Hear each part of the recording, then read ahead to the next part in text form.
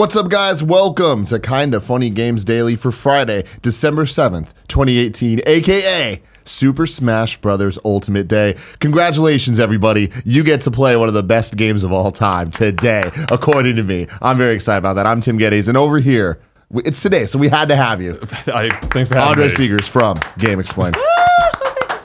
How are you doing? I am so hyped, man. It just feels good. It's Smash Brothers Day. We got a new character announcement last night. Yes, we did. I am riding high right now. And congratulations to you guys for killing all of the Smash content leading into the release and also now post-release. Thank you so much. Yeah, it's weird. Like it's been such a condensed cycle. It's weird that we're finally here with it being released, and we're not done covering this game. There's so much to cover. We can cover it for eons. I love it so much. And my thing is, we know that we're getting 5 DLC packs. I think we're going to get even more. I think so. Like a season 2. Especially because on the character select screen, I believe there are, on the stage select screen, there are 6 gaps at the bottom. If there's only 5 stages coming, what's that 6th one for? Probably an arrow to a second screen, right? Yeah, I'm into that for sure. And I don't know if you saw this, but through some of the data mining and stuff people did of the game, it was revealed that there's space for up to 100 characters. Oh my god. Jesus. For the character select screen, which would be insane. How crazy. I remember we were talking about this before in our discussion about Smash. Like, could they hit 100 characters? And I said no, but now you look at it, and it's like, we're getting real close. Yeah, they are. It's so crazy, especially when you first load up the game and you only have the original 8. And like to see the roster just expand as you play through it, it is such a special thing. Or man. even before that, if you play World of Light, you start off with literally a single character, and so seeing that screen build from that is kind of intense. It's crazy. We'll talk more about Smash later, ladies and gentlemen. This is Kinda Funny Games Daily, each and every weekday right here on twitch.tv/kindafunnygames. We get together, talk about all the news going on in video games. You can get the show live on Twitch, or you can watch the video later on youtube.com/kindafunnygames, or on podcast services around the globe.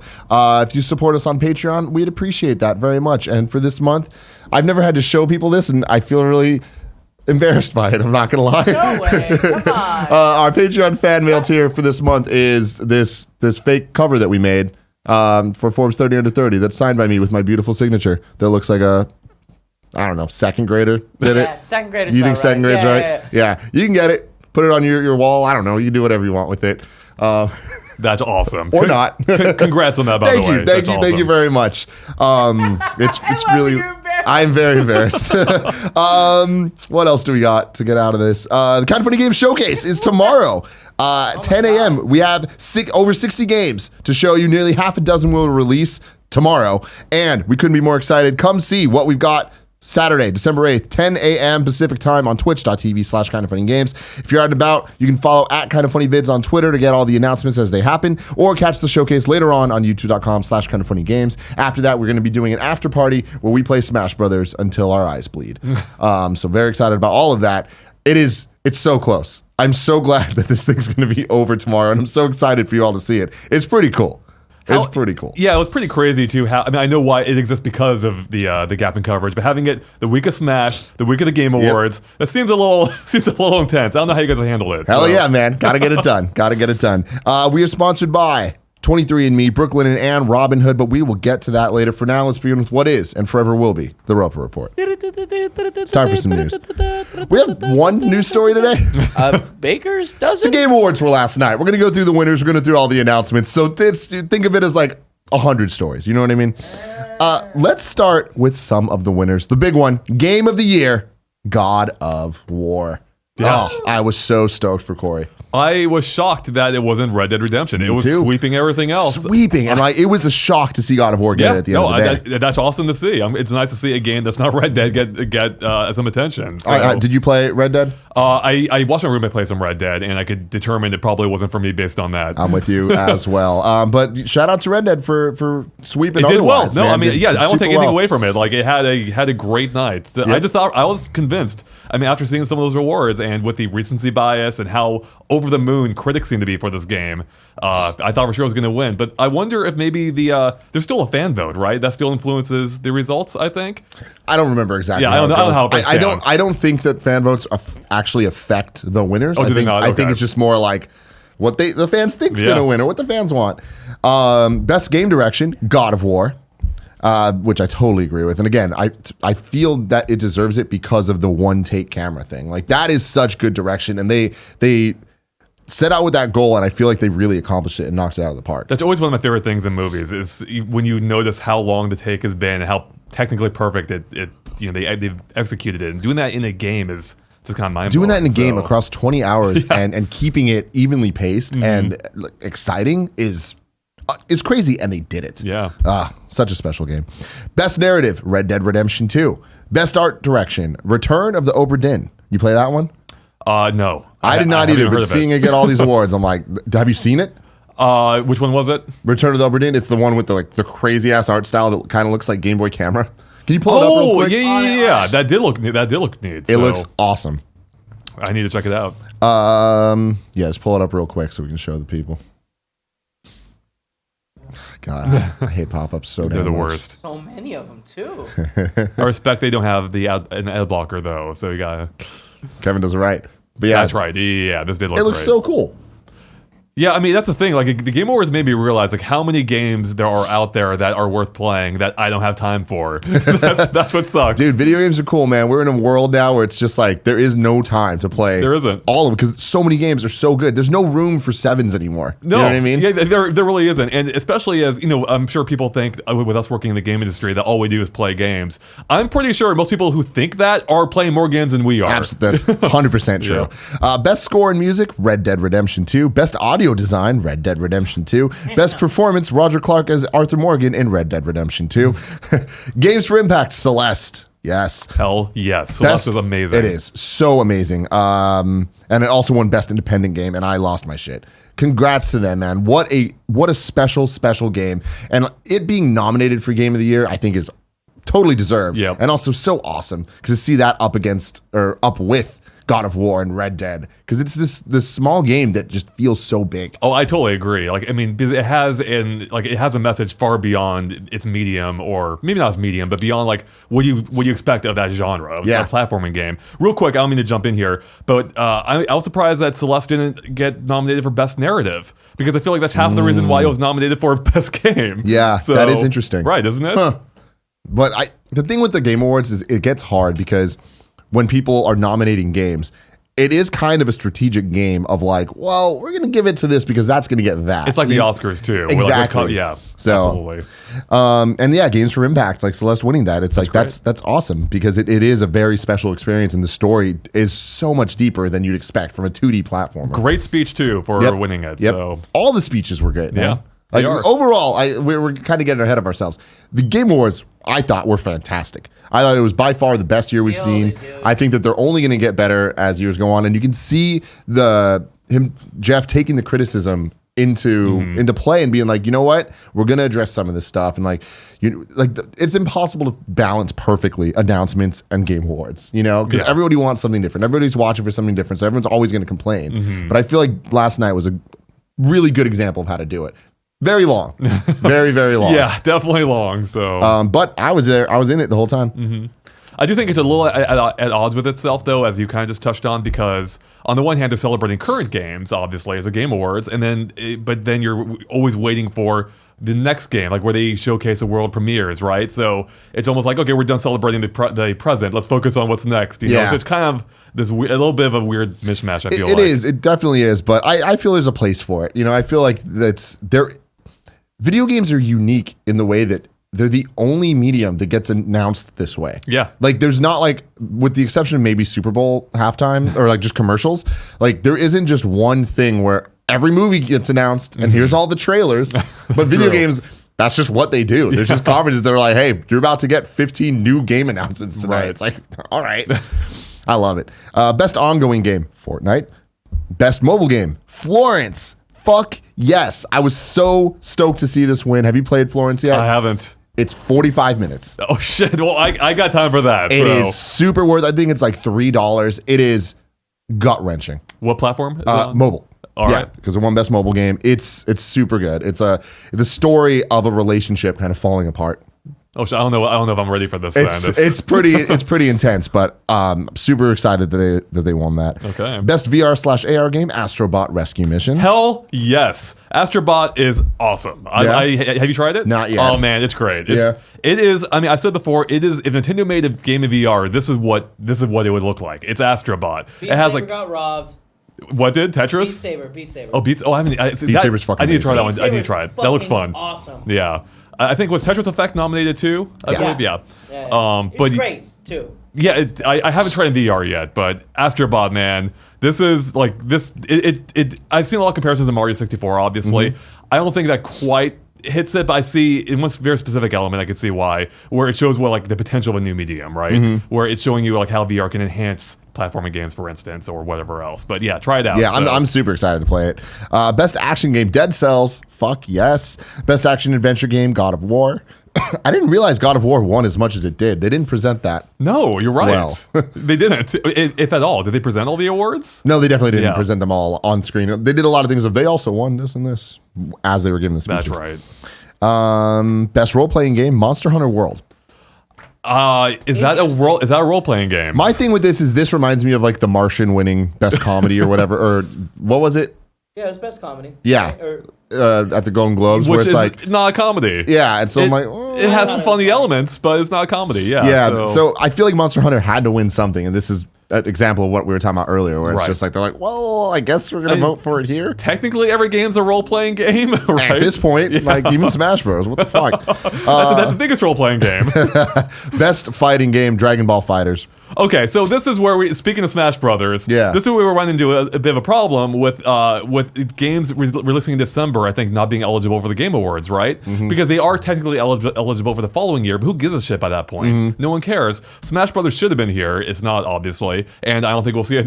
We may not see it next year. Yeah, that's interesting. And as an example, getting back to Best RPG, Xenoblade Chronicles 2, nowhere to be seen. Because it came out in December. Yep. Yeah. And I feel that there is another flaw when it comes to the Game Awards system of nominations, because they go. Are you guys part of the nomination process? No. Oh, okay. Well, there's like 60 outlets. We're included. Yeah, Jeff doesn't care about us. Like he should. I feel like there needs to be more, because the problem is when people nominate stuff, it's like we're a small outlet, IGN obviously bigger, and GameSpot huge. All these guys. Not everybody plays games, and especially when you're looking at games media, things like fighting games, things like obscure Japanese RPGs, things like racing games, sports games, they kind of get neglected. They do. Oh, absolutely. I mean, even look at the best game category, for instance. I don't think, not that I think Smash Brothers should be nominated necessarily, but you would never see a game. I don't think you'd ever see a game like that be nominated. Like it seems to be kind of like the Oscars, like very. Almost melodramatic, right? Like they want something that's more narrative based, more narrative focused. It doesn't matter how much fun you necessarily had with the game, but it has to have like that kind of story component, right? So that is kind of like I guess that's where like these other subcategories kind of fill in. Yeah. But like you could have the most fun of all time with say Smash, and you would never see nominated for best game. I think. Yeah, it's like when we were coming up with it, it's like you're supposed to nominate 3 different games, at least 3. Between 3 and 5 games for the category, and it's like, and if you don't have that, it's like then don't. And there was a lot of categories we just didn't even submit something because we're like, we don't have a racing game this year. You know what I mean? We don't have a sports game, so like we didn't put Mario Tennis on it because we didn't love that game. Yeah, right. Best family game, Overcooked 2. I was a little surprised Mario Party didn't take that. Yeah, I figure it's gonna be either one or the other. I think Overcooked is still, for as broad-reaching as Mario Party is, I think Overcooked is still a little bit broader, maybe. Actually, I don't know. It's tough, but I feel like I could see people who don't care about games more readily getting into Overcooked than Mario Party, just because I think Mario Party is still associated, obviously, with video games. Overcooked is based around cooking, which is something most people already are familiar with on some level. So, best strategy game, Into the Breach. Best sports/racing game, Forza Horizon 4. Best debut indie game, The Messenger. Yes. I still need to play that one. Dude, you do. Yep. Sabotage Games, they made something really, really special. And I said this last night, but I'm so proud of what they did. There's so much love put into the game. And for their debut game to get an award like this is such a huge deal. I feel like The Messenger is not perfect. Like it's not on the level of Celeste for me. But I feel like their next game is going to be so fucking fantastic. And you're hitting on excellent point right there. Like, I love this category, best debut indie game. That's fantastic. It gives attention to, smaller, perhaps less polished developers, who are just starting off. Yeah. That's great. It's great. Gotta keep an eye on them. Best multiplayer game, Fortnite. Best esports game, Overwatch. Best esports player, Sonic Fox, who gave the greatest speech of all time. Such a fun speech. I loved all the confused looks on the audience members. So good, man. He is a gem of a human being. Best esports team, Cloud9. Best esports coach, Reaperend. Best esports event, League of Legends World Championship. Best esports host, Shocks. Best esports moment, the C9 comeback win in Triple OT. I feel like I'm speaking another language right now. Dude, I'll be honest. I tuned out during the segment. I don't follow esports at all. I only knew who what's his the Fox, what's his name? Sonic Fox. Yeah, I only knew of him just because of stories I've read about him, but I don't follow esports at all. So I'm happy for everyone that won or every category here. And people that were excited for it just did nothing for me. So I like playing games. I don't like watching games. And so this is a weird crossroads we're at, where the Game Awards, it's like, should they cover it? Should they not cover it? Is there other things that they're not covering? Like, my friend was texting me, who's very much on the esports side, while we were watching this stuff, and she was like, it's just so funny how little I know about the stuff you guys talk about when it comes to games, and how little you know when it comes to esports. And it's like, it's just such a different world that's using our same structure. Like, it's weird. It is weird. I totally agree. I don't know there's a good solution if you even need a solution, but it's weird. I feel like they're handling it right. I think that it is important to expose both sides to the other side and to look at it as a whole, because that's the only way that video games are going to move past where they're at in the public eye. Content Creator of the Year, Ninja. Student Game Award went to Combat 2018. So that's all of the winners. Man, if only the show itself could be that fast. That was awesome, man. Can Tim host next year? Like, that'd be great. Let him host. Bunch of announcements. In the pre-show, they announced Sayonara Wild Hearts. That looks super cool. Very, very awesome art style. Yeah. It looks like a Tim Geddes fever dream of just colors and pop music together. So that looked tight. Journey to the Savage Planet and the Stanley Parabola are coming to consoles. There was a trailer for Psychonauts 2 and Rage 2 coming May 14th. Other new announcements included Ancestors, the Humankind Odyssey, a team-based survival shooter called Scavengers, and Abzu Studio Giant Squid's new game, The Pathless. Dauntless is coming to consoles in 2019 and has a PC update. Frostfall is available now. I got all of this from Kotaku. So we're going to go through their rundown. They did a really good job with it. They started off the show, I thought, perfectly. Uniting the big three. That was cool. What a moment, man. I had chills. Yeah. Like, there's such a special thing. Jeff was saying that he's been trying for 5 years to get this to happen. And we know on the back end of it, because, like, we've tried to do similar things like that. And we've tried to, like... It's impossible, and they will never play nice. And it's never been a thing. But to see this actually happen, I think, is such a huge step forward for video games. Yeah, actually bring people together. Show, you don't just have to have console wars. Like, it's okay to be friends with people on the other side. It actually reminded me back, to some extent, it reminded me back of the early days of E3, or early for me, back in like 2001, where you actually did have a couple events where you have all three big execs up on stage together having discussions, and that's something we don't see much these days. So it was cool to have that moment. Yeah, it was very, very cool. I loved that. And then the first big announcement was huge and out of nowhere. Marvel Ultimate Alliance 3 Black Order is a Switch exclusive coming in 2019. Black Order comes 10 years after the last game in the series and is developed by Team Ninja and published by Nintendo. It will be both single player and multiplayer, supporting up to 4 players.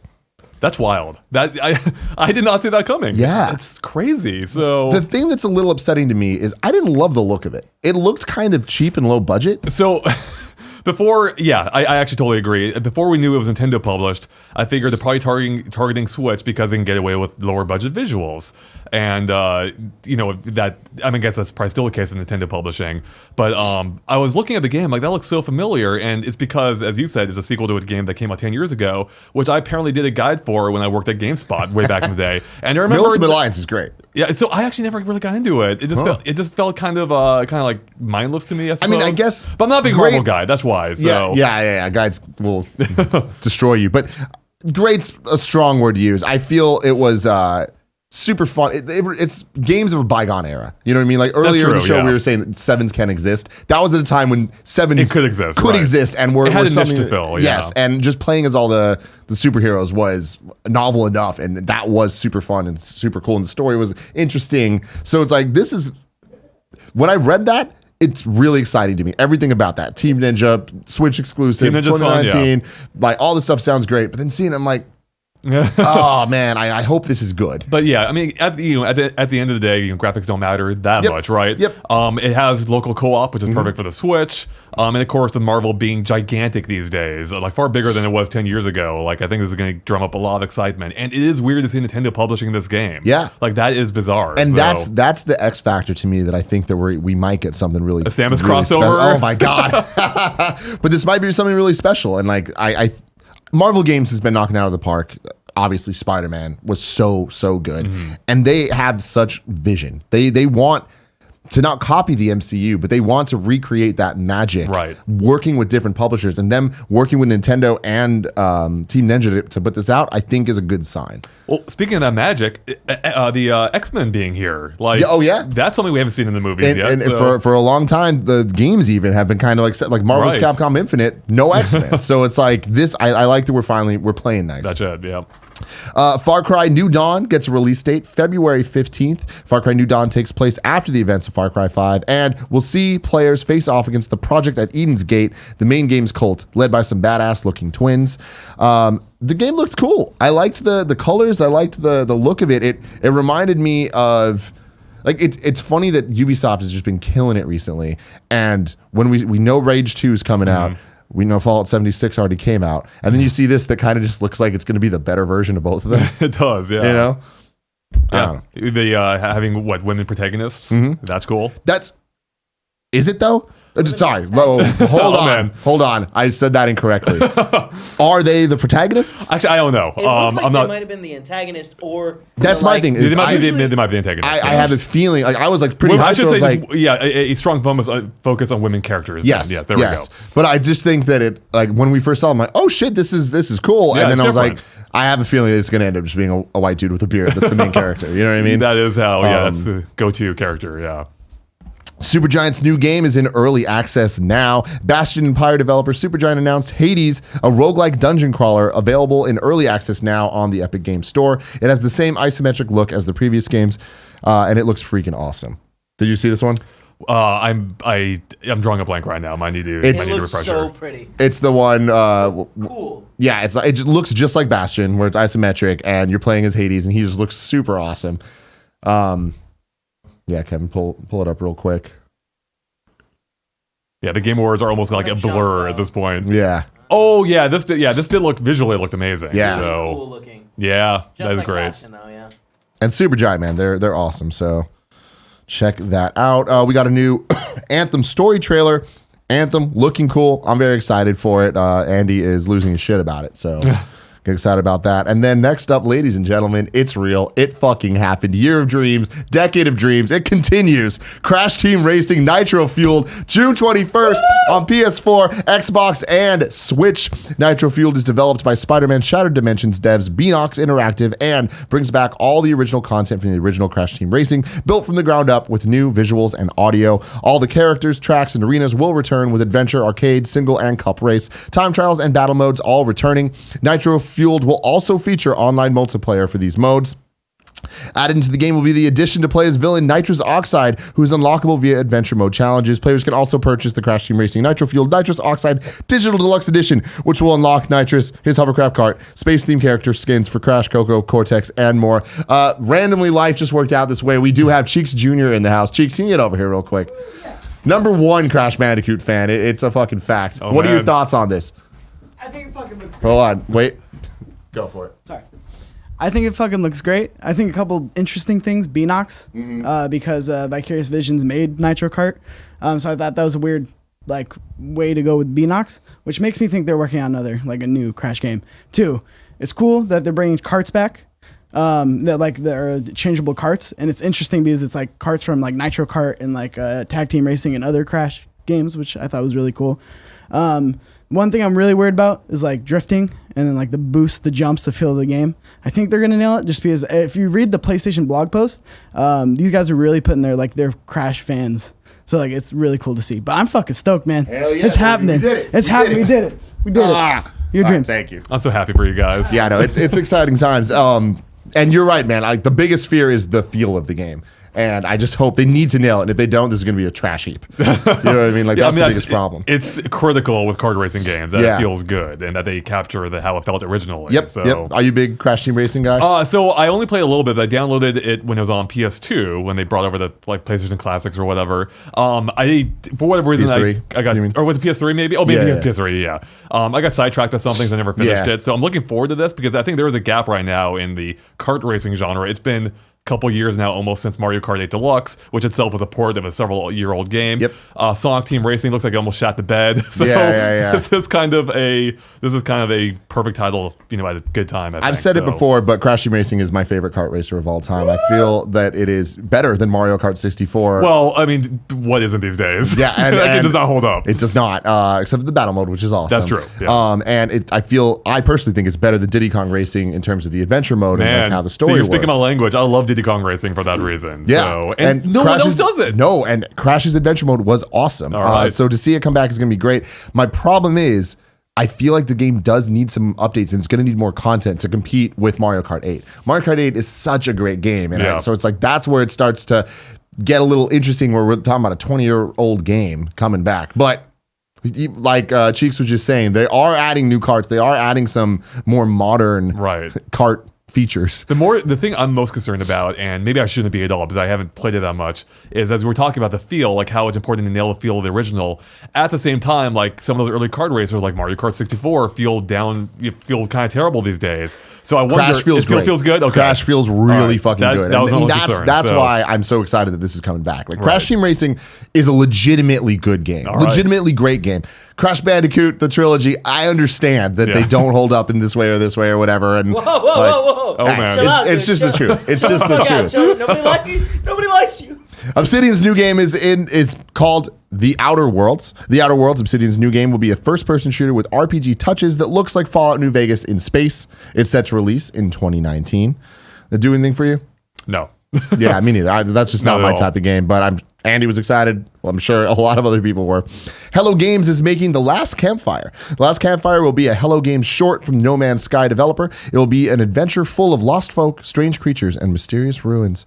With the No Man's Sky updates this year, Hello Games seems to really be on a roll. What you got for me, Andy? Mike on Kev? Yep. It's by two of their developers, like two of the people on their team. Wow. I saw Sean Murray tweet out like, it's rare that you get to announce a game made by two people, and this is so and so-and-so's baby. I forgot what their names are, but is the next game by Hello Games going to be made by like half of a human being or what? Like, I just feel like No Man's Sky was like originally a 4-man team or whatever. So it looks exciting. I like that. It looks really cool. Yeah, it reminds me of Hob. A lot of people. It's a game on PS4, sort of like a puzzle platformer game. It looks really, really cute. Awesome. What was your thoughts on The Outer Worlds, the Obsidian game?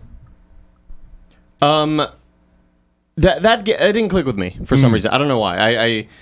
I've never been a huge Fallout fan to begin with, so that's what the game just gave me a lot of those vibes, a lot of the post-apocalyptic, but with space, sort of. I don't know. It looks interesting. Greg said that he's really into it. Cool. Maybe I'll give it a shot. I don't know. PlayerUnknown Battlegrounds is getting a winter map available last night on PC test servers. The Kendi map will have snowmobiles and a new weapon. It'll be available on consoles in January.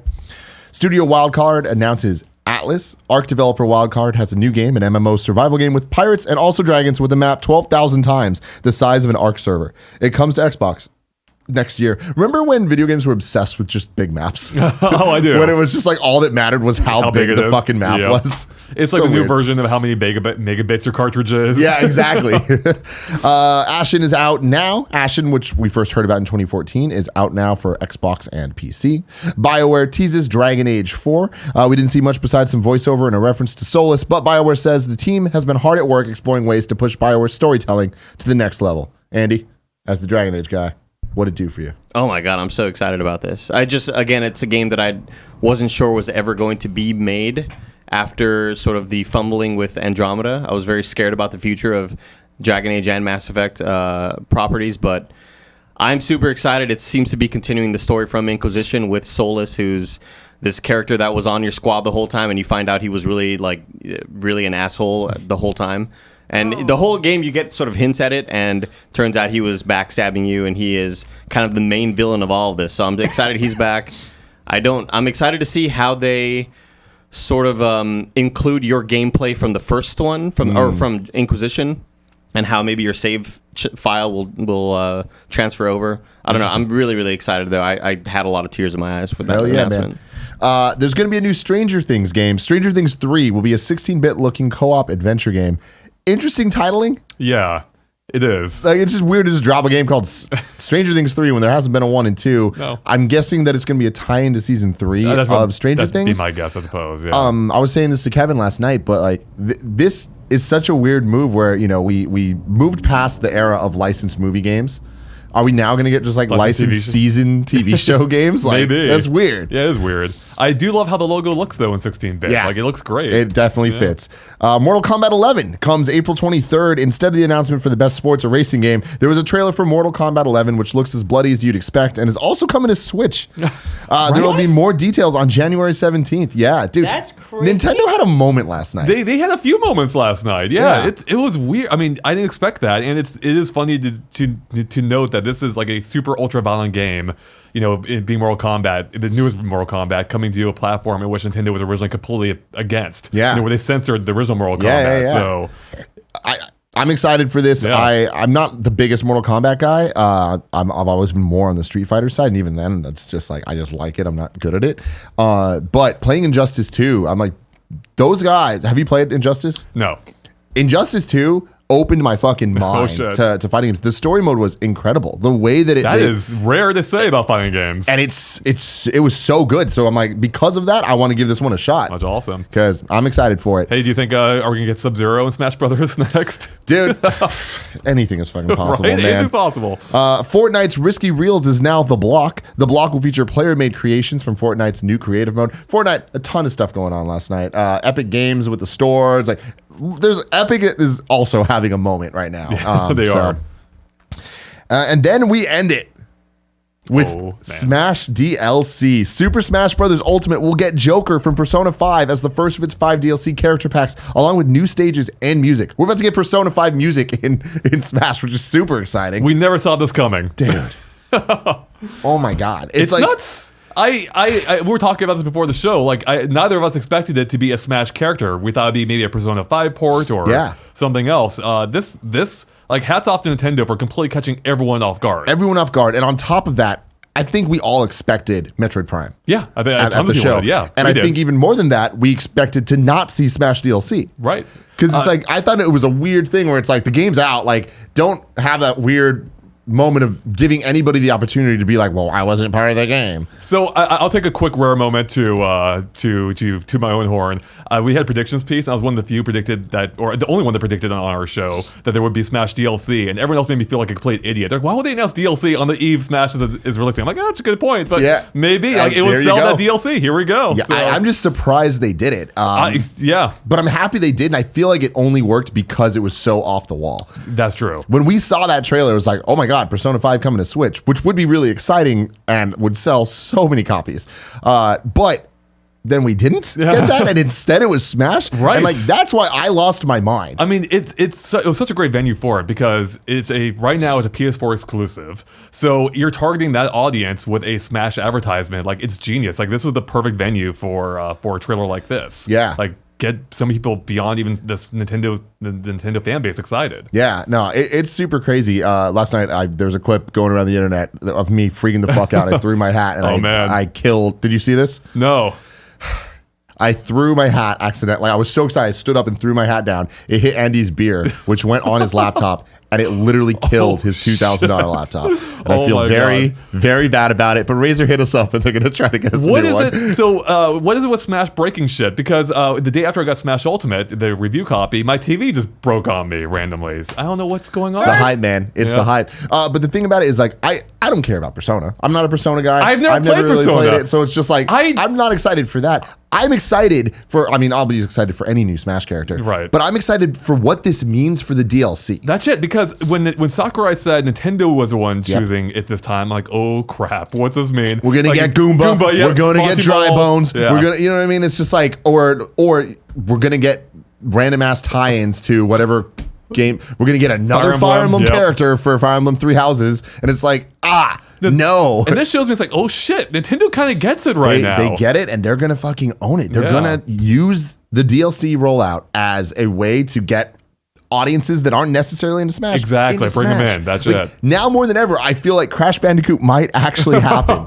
We'll see. And if I broke a $2,000 computer for Persona, I don't even want to know what I'll do with Crash. How awesome is it that now with the last 3 Smash Brothers games, we've had a moment kind of this caliber. With Brawl, that was obviously Snake. Yep. With Wii U, that was Cloud. And now we're having it again with Joker. So, I mean, dude, Cloud is in Smash Brothers. It's a weird. There are mornings I just wake up and I'm laying in bed. I'm just like, wow, I live in a world where Cloud is in fucking Super Smash Brothers. Like, It just doesn't make sense. No. But this news, super exciting. I think it's great. I think it's very weird that we didn't also get the announcement of a port to the Switch. I agree. I don't know.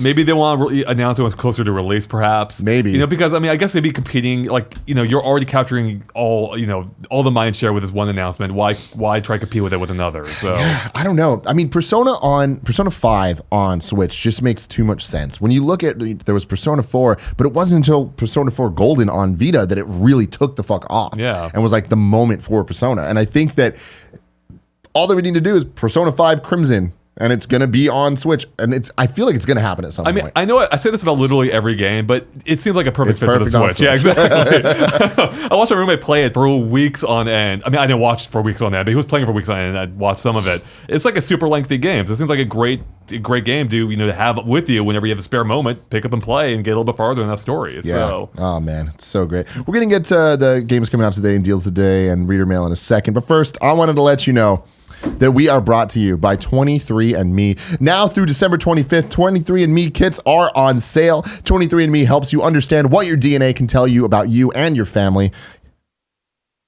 And your family's story. It's named for the 23 pairs of chromosomes that make up our DNA. 23andMe Health and Ancestry Service includes 90 plus personalized genetic reports that offers DNA insights on what makes you unique. It's easy to do. You simply spit into this little tube provided in your 23andMe kit, register your sample to your personal 23andMe account, and in a few weeks, you receive your personalized online reports. I did it.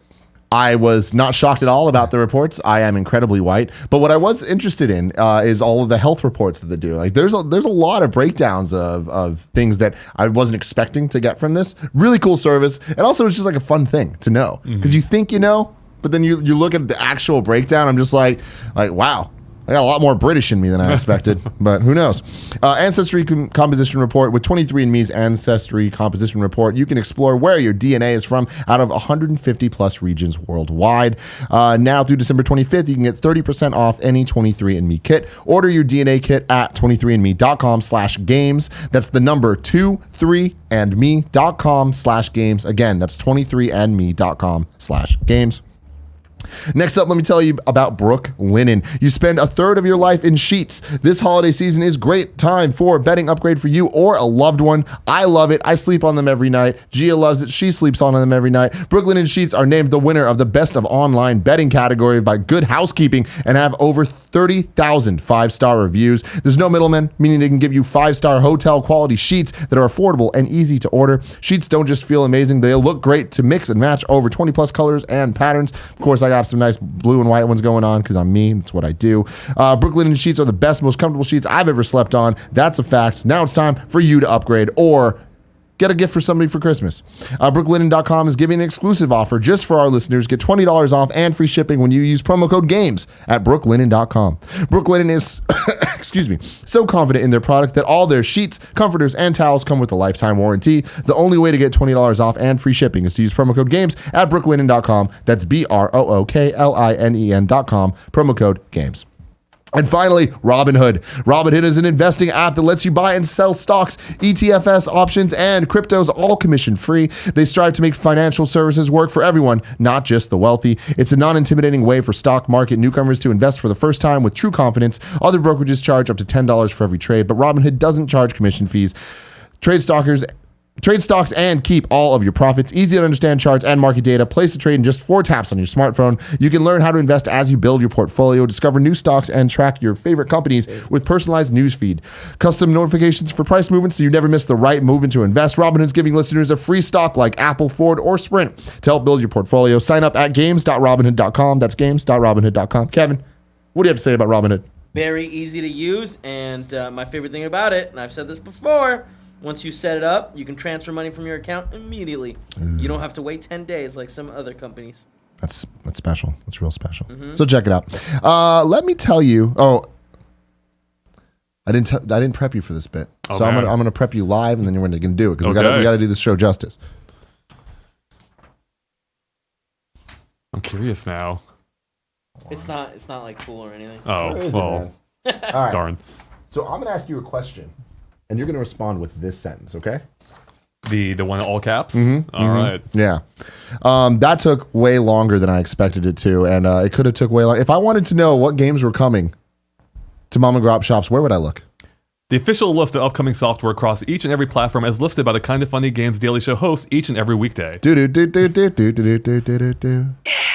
There you go. I'm off my game today, ladies and Hey, gentlemen. my invitation sounded completely wrong I'm with so that. sorry. So. I want to be real. The Kinda Funny Game Showcase is tomorrow morning. I haven't slept between Smash Brothers and the game showcase in the last week and Game Awards last night. I don't know. It's been rough, right? It's been rough. Yeah. It's been rough. So I'm sorry. And I'm still sick. It's horrible. What's up, Kev? Booty, you're being sick. I'm sorry, man. Booty. Out today. Guns and Stories. Bulletproof VR on PSVR. Super Smash Bros. Ultimate on Switch. Hello Neighbor Hide and Seek on PS4, Xbox One, and Switch. Katamari Damacy Reroll on Switch. Auto Roll 3D on Xbox One. PlayerUnknown's Battlegrounds on PS4. And Sega Genesis Classics on Switch. It almost sounded like Katamari Damacy on a roll with the same title. Yeah. I feel sorry for that game because why is it launching on the day of Smash Brothers? Yeah, that's a bad call. Yeah. Poor Katamari. Yep. New dates for you. Sony, Naughty Dog, and Limited Run Games are collaborating to release physical PS4 versions of the original 4 Jak and Daxter games from the PlayStation 2. It appears that the PS4 physical releases will contain the PS2 Classics versions of the games, which are currently available for download on PS4. Jak and Daxter, the Precursor Legacy, Jak 2, and Jak 3 all received PS3 remasters, but it doesn't appear at this time that the remasters will be part of the PS4 physical releases. It's interesting. That's interesting. Yeah. Sounds like a cool, fun thing if you're into that. I was never a big Jak guy. Nor I. I mean, I liked one actually, but then they changed it too much. I feel like they kind of got away from what made it fun for me. So. Activision Blizzard has announced Call of Duty Black Ops 4 Battle Edition available on Battle.net that features just the multiplayer and blackout modes for the limited time prices of $30. Players have the option to upgrade to the digital standard edition to get zombies mode, 1,100 Call of Duty points, and various bonus items for an undisclosed price.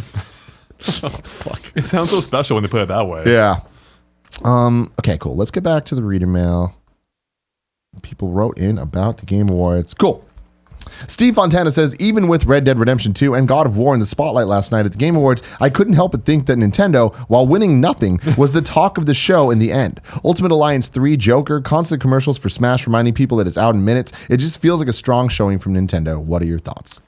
I mean, he's not wrong. I mean, it kind of speaks to. I mean, I'm happy for Nintendo in that sense, and it was exciting for us. But kind of speaks to the divide I mentioned earlier, where you have current games competing with upcoming games. Yeah. And let's be real here. I think most people are only watching for the upcoming games. So it's just a little weird that divide exists, and Nintendo won the show without winning anything. Yeah. Yeah, I mean, it's weird when you compare it to last year, where they were competing with themselves with Breath of the Wild and Mario Odyssey. Right. I guess they burned through all their nominees in 1 year. Yeah, it's weird. And with Smash coming out past the time, and even Pokemon Let's Go coming out at a time that Pokemon Let's Go got super fucked. And not that it necessarily would have won too many things, but I do think it would have been up for handheld for sure. But it's more of an RPG than Monster Hunter World. Exactly. It came out the last day that qualifies, which means it's not eligible next year, but also people didn't get to play it. Exactly. Yeah, because Nintendo doesn't send out like early copies for for the purpose of reward shows or award shows. So yeah. Dude, whose question was that? That was Steve Fontana. I moved up, like I had questions that were underneath the Game Awards thing. Does that make sense? I see it now. Sorry. Anthony Nunez says, how's it going? What a Game Awards show. I have to say that it's the best one yet. I think you agree, by the way you final smashed Andy's laptop. My question is this. Is 2019 shaping up to be a big year for Switch? We got Animal Crossing, Ultimate Alliance, Crash Team Racing, Mortal Kombat 11, Fire Emblem, Yoshi, Metroid maybe. I feel third parties believe in Switch now, and that's not including all the indies being released as well, and more titles being revealed at the showcase. I think 2019 can give 2017 a run for its money. Also, since Metroid wasn't shown in any capacity, are you worried at all? I feel like if we don't see anything at January Direct, that it won't make 2019. Your thoughts?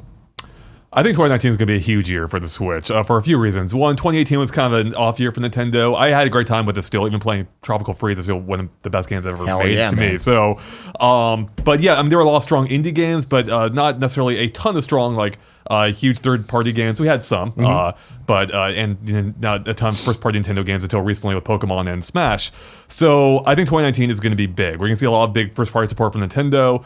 And I think now, like, we're finally going to fully reap the benefits of third parties hopping on board. It takes a while to make games, and a lot of them held off on the Switch until they saw it was a success. And we're going to start seeing those, I think, rolling in the next year. So it's going to be a very exciting year. Yeah, I mean, and on top of all this, we're starting the year off with New Super Mario Bros. U Deluxe, which is going to be a behemoth in sales. it's perhaps, yeah, it's going to be huge, even though I think it's perhaps for me, like, one of the least exciting ways to start off the year. Yeah. So, I mean, the thing is, the game is great, and I feel like we were so soured by the experience of it being with the Wii U. Oh, it should not have been a launch title. And it being a launch title, and also in the same year that we got New Super Mario Bros. 2. Yeah. It's just like we were just over that art style. Exactly. We were just over that gameplay. It's like whatever, but it's actually a super quality game, and I feel like it's going to really thrive on Switch, which we always joke about. It's like everything's better on Switch, Right. But the multiplayer focus out of it, true. like I think that like 4 people playing together is going to be really, really good and accessible to families, and like I think it also goes all the way up to the hardcore gamers where there is a really hard, good game there.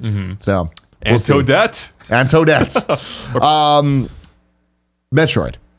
We didn't see it at the fucking Game Awards. We didn't. We still don't know what's happening with Retro. Yeah. What's going on? Who knows? Yeah, it's a giant mystery. There are the rumors about the Star Fox racing game, Star Fox Grand Prix. We've heard no more about that since then. No more rumblings or anything. Who knows? Yeah.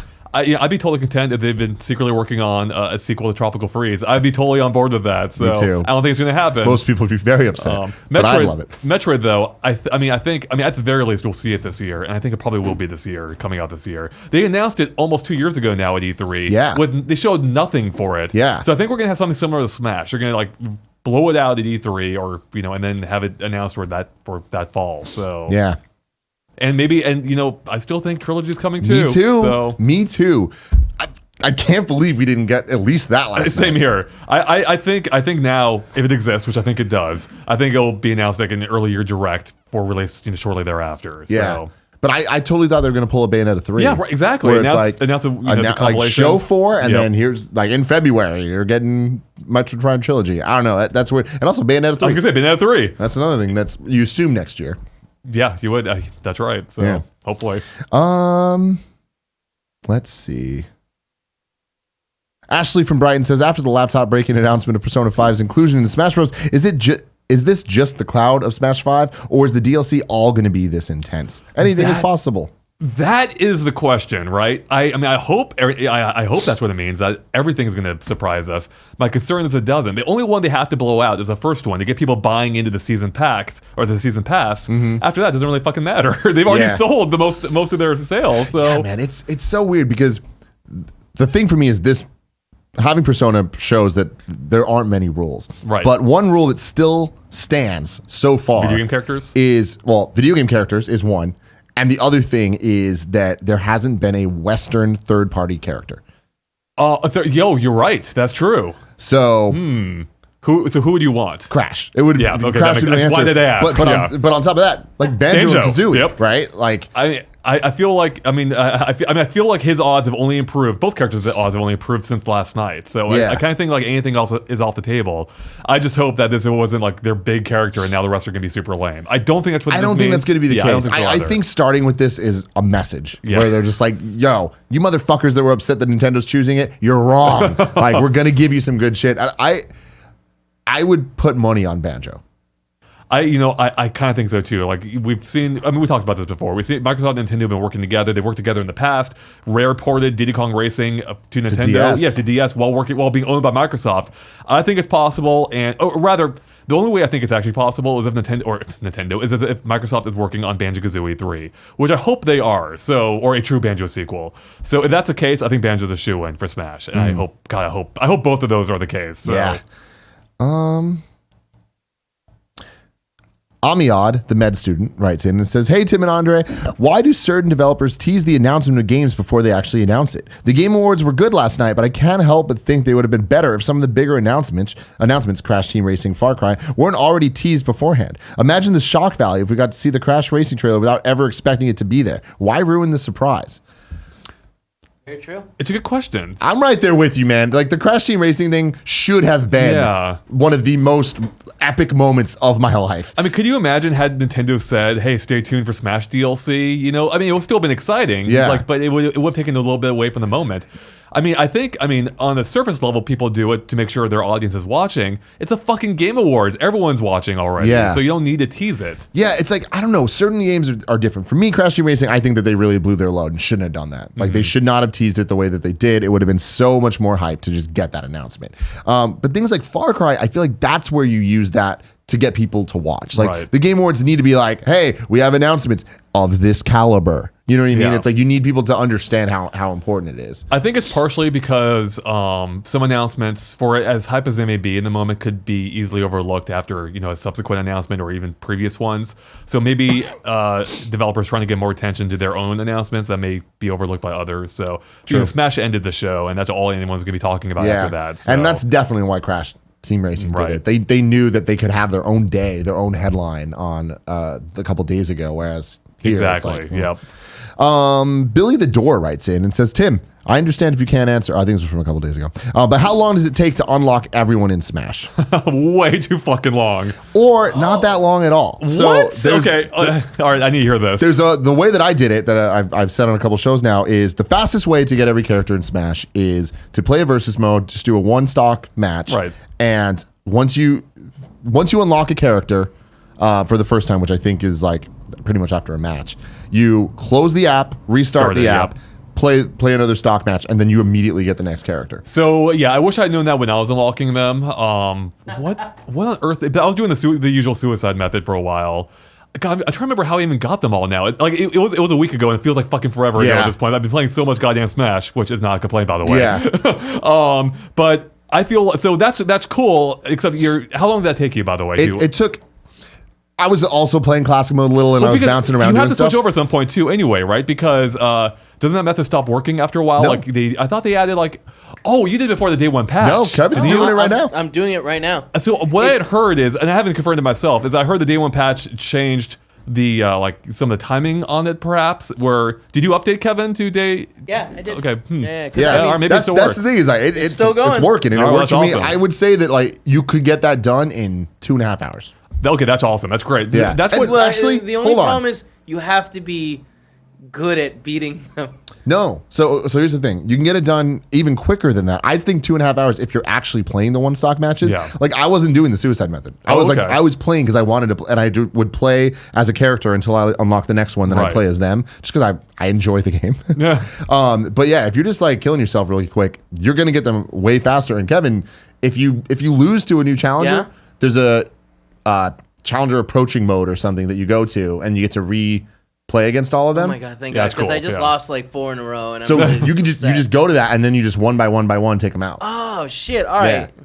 So you just stack them up. But yeah, that's the fastest way to do it. You want to know the slowest way to do it? World of Light. Fucking World of Light. It's Jesus. so long. 40 hours and you still won't have them all. It's crazy. Yeah, now we were talking about this earlier. My game clock on it right now is 20 hours, but over 20 hours. Yep. And I'm not close to done.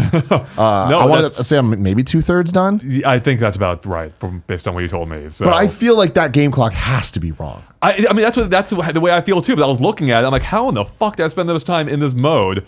But I think it might just be that it's so goddamn mindless that you don't retain any memories of it. So it just seems like it hasn't been any time at all. It's interesting. Ryan T from Tenesse says, "Hey guys, Smash Bros. Reviews are out. It looks like people like the game, but the Spirit / World of Light mode's getting a lot of thumbs down. Do you think think it's fair to have a game with a hefty mode like this disliked and still give it a 9+? Absolutely. No fucking question at all in my mind. The way I look at it is if Smash is shipped without World of Light at all, we wouldn't be holding it against it because it doesn't exist. You wouldn't hold something. So you can just ignore it. You don't have to play it. It's not mandatory. Smash to me has always been a multiplayer first game.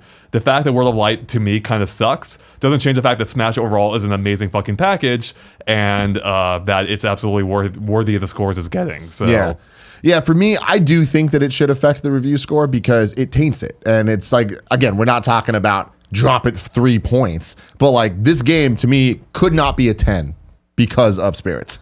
That's interesting. Wow. See, like for me, I guess I had this divide for, I mean, when we started doing reviews, we actually used to grade single player and multiplayer separately. But I feel like they're oftentimes almost completely different games. So like take Halo for instance. Like Halo 2, I didn't like the single player at all. Multiplayer was fantastic though. So if I can just ignore an aspect of a game, I'm not gonna hold it against it. Like I appreciate the developers are ambitious and try to give you more than more than you need for the game. So the fact that it's not great, I'm not gonna hold it against it. To me, I just want more, and like I like to see it. Like there is a seed of something great. There is. Oh yeah. And there's a lot of things about it that are awesome. We had a very long conversation before the show about World of Light and about what we like and don't like. And it's like, at the end of the day, to me, there's just way too many systems going on that could have been simplified to just be one thing and it would have been fucking amazing. So, I mean, in that sense, I absolutely agree. Like, I would have loved World of Light to have been an amazing mode. I thought it looked amazing from the early coverage of it and our preview event. Like, I mean, this looks really fun. But then the more and more I played, it just kind of got really repetitive. There were too many systems, as you mentioned. You don't need that many systems for this mode. They had an excellent idea there that just needed a little more time in the oven, I think. So, yeah. And like the biggest disappointment to me is the lack of cutscenes. Yeah. Like Subspace Emissary was what people remember it being because of the cutscenes. Right. So, let's see. I want to do one more. All right, let's do this one. I lost it. Brandon says, last year was one of the best years in gaming history. Do you think 2018 topped it? Here's a list of the Game of the Year nominees from the Game Awards the past 2 years to help. In 2017, we got Zelda Breath of the Wild, Mario Odyssey, Horizon Zero Dawn, Persona 5, and PUBG. 2018, we got God of War, Red Dead 2, Spider-Man, Assassin's Creed Odyssey, Celeste, and Monster Hunter World. Wow. Yeah. Topped? Both. I don't know. Equaled? Sure. Like, Right. What a fucking time to be alive playing video games. It really is an incredible time. Like so many just incredibly ambitious games that are so long that, as I said earlier, we just don't have time for. Like, I mean, actually, that's one of my complaints. Games should be shorter. I need shorter games, which is why World of Light was pissing me off because it's way too long. So yeah, it is way too long. yeah. And also this year did have Tropical Freeze, so that and year with Tropical Freeze is a good year. Squad up, Austin B playing on PS4. His PSN name is WinDodger93. Says, hello KFGD crew. I'm looking for some best friends to play PUBG on PS4. Yes, I'm aware Smash is out right now, but for those of us who do not have interest or Switch, how about some good old Battle Royale? Thanks. I mean, does he know Fortnite's out? Do people still play PUBG? Well, it's on PS4 now. It's a fun so. game, guys. All right, everybody calm down. It's time for your wrong. Let's see what we got wrong in the show.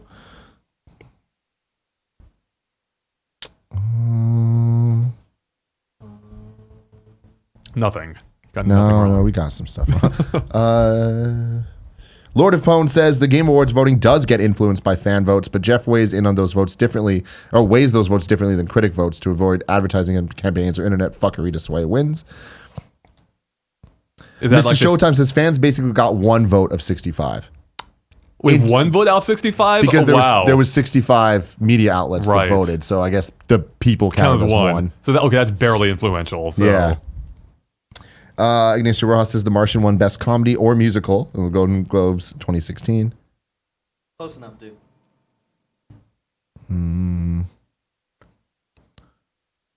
Lodapone says it's called the Stanley Parable, not the Stanley Parabola. A parable is a succinct didactic story in proso verse that illustrates prose. I'm not even going to read this. I'm too sick for this shit. I was going to say it's too early in the day, but it's 1 p.m. It's too early for us. Yeah, not definitely. Sleeping, yeah. A lot of people saying some stuff. Ignacio Rojas says a very important thing Tim didn't mention regarding Obsidian's new game is that it's also coming to PS4. A Microsoft first-party studio is developing a game for PS4. That is interesting. That is interesting. I really mean, weird. It just goes to show, once again, Banjo's possible. Banjo's possible, man. Gotta believe. Paul Rapper the Rapper in Smash. You gotta believe. You gotta believe, man.